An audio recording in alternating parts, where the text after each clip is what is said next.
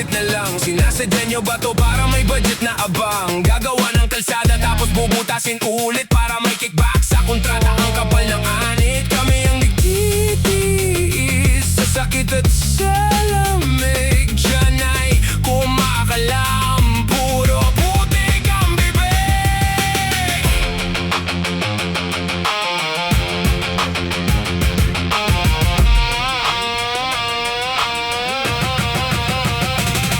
Meron po tayong magagawa.